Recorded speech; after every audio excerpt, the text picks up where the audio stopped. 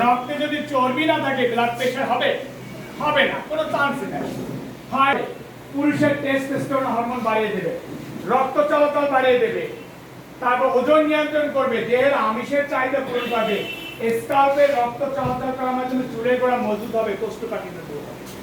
অনেকের দেখবেন যে হেডেক আছে, মাথা ব্যথা আছে, মাইগ্রেন, পক্ষীগুলোকের পিছনে এমন কিছু আর্টারি থাকে সুতার মতো।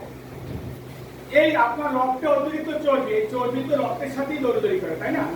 ওই সুতার মতো রক্তের ভিতরে যখন চলে না, অন্য পথ দিয়ে যখন চলাচল করে তখন ওই আর্টারির উপরে প্রেশার সৃষ্টি হয়, তখন আমাদের হেডেক হয়, মাথা ব্যথা। এটা আমাদের দরকার কিনা? এটা কোষের খাবারের একটা খাবার ফ্যাটি অ্যাসিড, যেটা আপনার কোষ খাবে, আপনার জিহ্বার খাবার না, কোষের খাবার।